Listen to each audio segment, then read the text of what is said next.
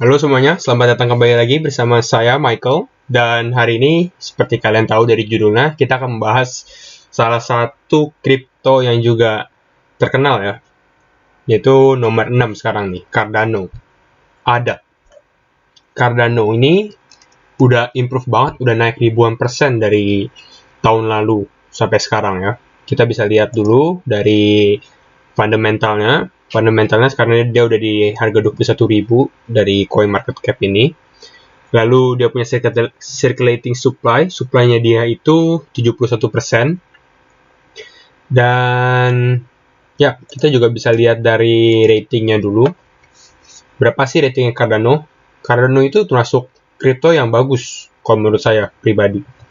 Oh, tapi sebelum kita mulai, mungkin kita boleh saya kasih disclaimer dulu. Ini bukan ajakan jual atau beli crypto aset, dan ini saya bukan financial advisor. Ya, ini purpose-nya, tujuannya hanya untuk edukasi dan juga entertainment. Nah, Cardano S health-nya. S itu bagus banget. Paling bagus.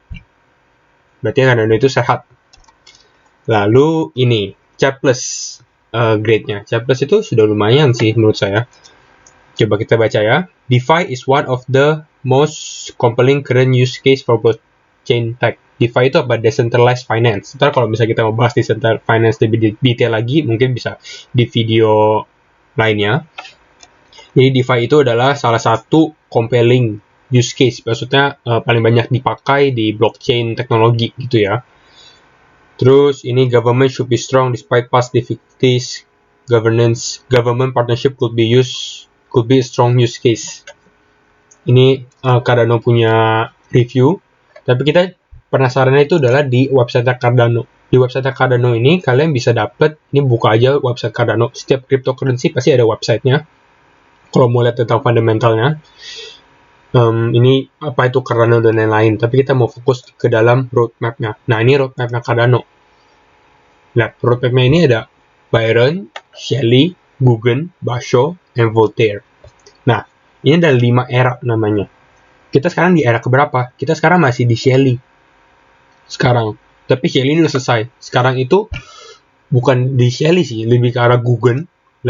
Karena Guggen ini lagi on progress. Kalau Shelley ini udah selesai.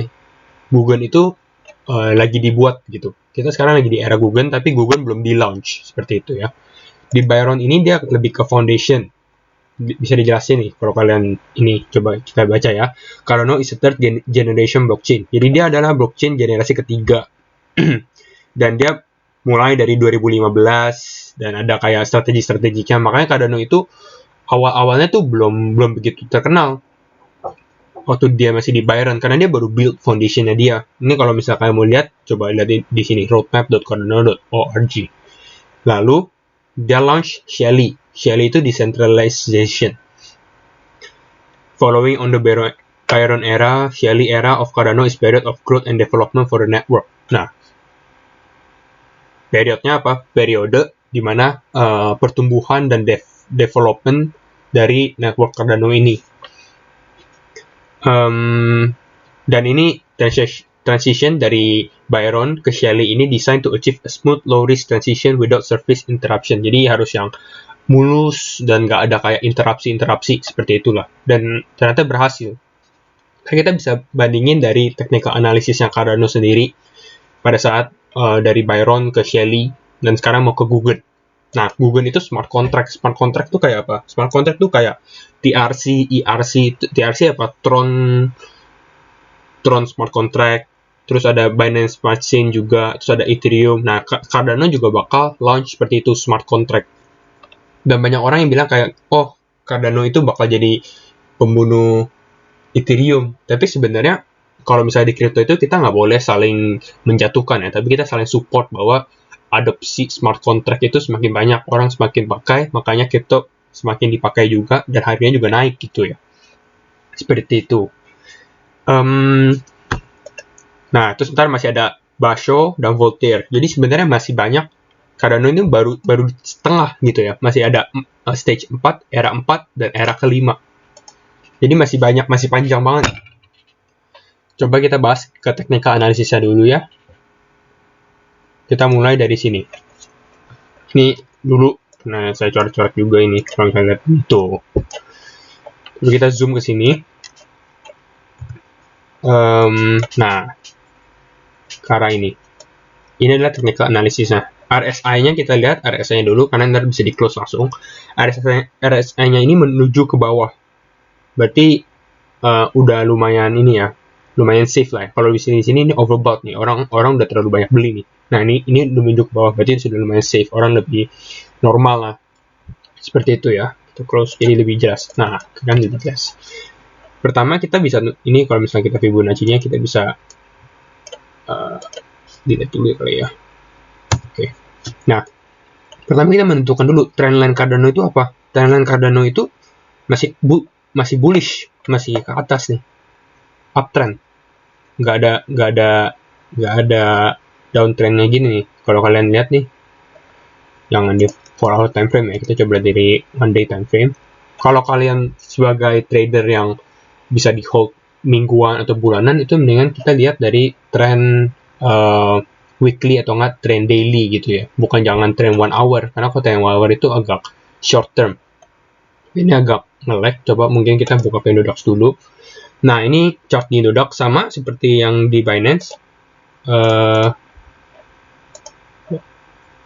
Oke, Indodax ini sama seperti yang di TradingView.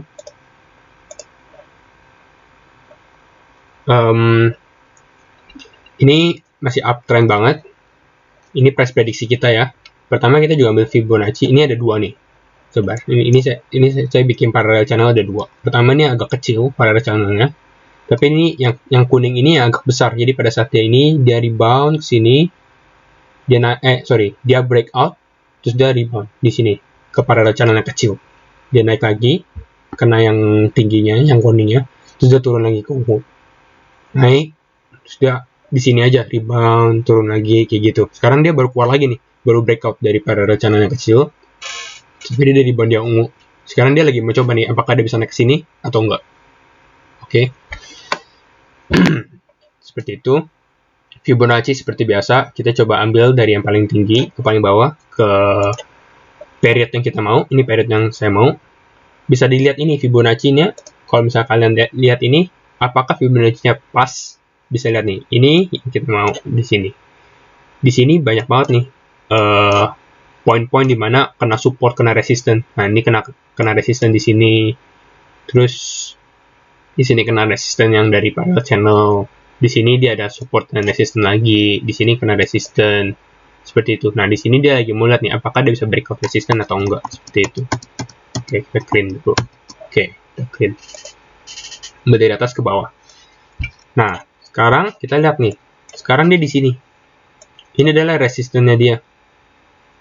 Kalau misalnya mau jujur, maunya sih, saya juga ada hold Cardano, ada punya Cardano. Cardano itu kalau bisa, ya dia naik ke atas, mungkin ke sini. Pada saat dia di sini, mungkin dia bakal agak turun, di sini aja. Jadi, ini kan level resistennya nih, 22.000. Sekarang tuh 21.600. Nah, ini resistennya. Dia agak turun di sini, tapi dia naik lagi. Jadi yang dulunya resistance sekarang jadi support. Tapi sekarang ini yang warna hitam ini sekarang ini masih jadi resistance. Tapi yang kita mau adalah dia naik, dia turun, dia naik. Nah, terus dia baru naik lagi ke atas. Seperti itu. Itu yang kita mau. Tapi yang kita nggak mau apa? Worst skenario-nya. Skenario terburuknya apa? Skenario terburuknya adalah dia di sini nggak bisa breakout. Kalau dia nggak bisa breakout, dia turun sekarang. Sini. Kalau di sini supportnya nggak tahan, dia yang ke sini. Mau ke sini. Tapi kalau menurut saya, kalau ini supportnya pasti yang 0,5 ditahan nih, di 19.400. Ini kemungkinan besar bakal ketahan di sini. Atau nggak di sini. Jadi kalau mau beli ya, belinya bisa di daerah sini sama di daerah sini. Kalau buy on breakout juga bisa di daerah sini, tapi agak risky ya. Coba kita lihat dari price range-nya berapa sih target kita. Targetnya seperti biasa, Fibonacci-nya di sini. Hijau, kuning, tapi sebenarnya ada merah juga. Tapi merah ini terlalu bullish banget. Tapi karena outcome season, saya taruh merah juga. Kalau buat kayak river lah, kalau kalian mau lihat. Nah, 29.000 ini apa? 29.000 ini apa? 29.000 itu sekitar $2. Oke. 29.000 ini sekitar $2. Kalau melihat ini $2, 29.200. Ini 29.500. Ya, sekitar $2. $2 ini juga sebenarnya psikologi apa namanya? Psikologi resisten ya kalau buat di Binance ini. Ntar kita coba lihat. Oke, udah 10 menit nih. Kita harus agak lebih cepat. Price range-nya dulu ya. Price range-nya ini kalau kalian beli di sini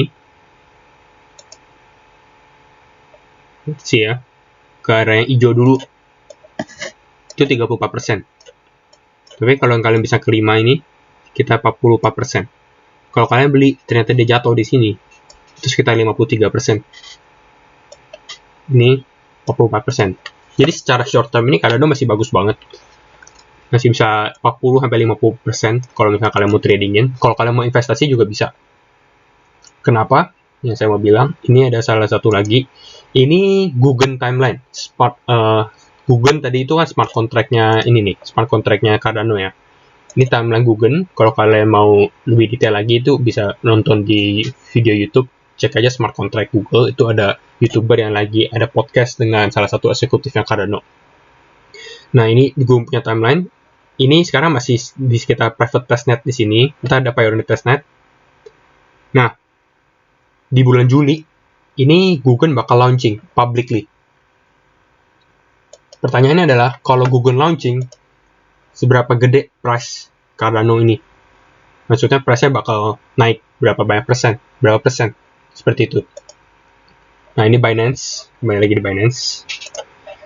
Sama, seperti yang tadi. Ini kita mulai trading view ya. Dari sini, kita bikin, nah ini kan, dari bawah sini, dari atas kita ke bawah, kita bikin Fibonacci-nya. Sama persis. Di sini lihat banyak banget kena resisten dan support di sini. Di sini juga tuh. Di sini ada resisten dan support. Kalau misalnya kita gedein aja ya. Tuh kan, lihat kan. Price-nya kayak naik turun. 0,5 itu termasuk support dan resisten yang kuat. 0.5. $1,2 ini. Makanya tuh kena banyak banget. Kita juga bikin parallel channel. Dan udah. Ini adalah targetnya. Kalau di sini agak beda ya, karena kan ada exchange rate dan lain-lainnya. Jadi chartnya itu sebenarnya agak beda karena different exchange, beda exchange. Nah, kalau misalnya targetnya di sini, kalau target di Binance itu di sekitar $1,689 sama $1,789 di daerah sini. Sama seperti kita lihat ini, dia ini masih harganya di sini nih. Dia mau coba breakout kena resisten, tapi kalau misalnya nggak bisa breakout, dia bakal turun dulu ke sini ke arah $1,38 atau nggak ke arah ini $1,29, baru dia naik lagi seperti itu. Gini, bisa kayak gini, langsung naik, atau nggak ada turun lagi, terus baru sini, mungkin naik sini, mungkin sini, baru naik lagi sini, gitu.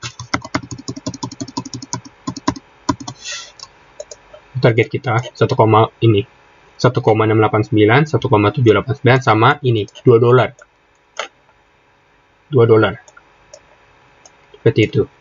Nah, coba tadi kita lagi bahas ada Shelly Testnet. Shelly Testnet itu apa? Nah, ini kita lihat ya. Di Mesario, kalian bisa buka ada. Ini ada roadmap-nya, Byron sama Shelly. Shelly itu launch di Juli 2020. Guggen ditargetin launch-nya itu Juli 2021 ya. Nah, kita lihat dari Juli 2020 sampai sekarang itu udah berapa persen sih? Kita pakai Binance saja karena lebih internasional. Time frame 1 day. Matiin ini. Kita auto dulu. Oke, kita cari Juli ya. Ini kita bisa pakai yang price range. Juli 2020 itu sekitar segini ya. Sekarang itu di sini. Ya, di daerah merah ini kan. Dari sini. Berarti sekarang itu udah sekitar 1128% untuk naiknya. Nah, smart contract ini baru di mana banyak orang yang bakal adopt Cardano. Jadi menurut saya pribadi ya, ini seperti opini. itu bisa naiknya lebih drastis lagi daripada Shelly punya stage Shelly, eranya Shelly. Jadi untuk eranya Google ini mungkin bisa naik 1500% atau lebih gitu ya. Emang kembali lagi opini, semua orang ini disclaimer on, bukan ajakan untuk membeli Cardano atau menjual Cardano. Ini cuma hanya untuk edukasi dan juga entertainment. Itulah analisis dari saya untuk Cardano. Thank you for watching, dan kalau kalian suka, please untuk komen, like, dan subscribe juga, dan kasih tahu mau crypto apa yang bisa dibahas nextnya. Oke, thank you.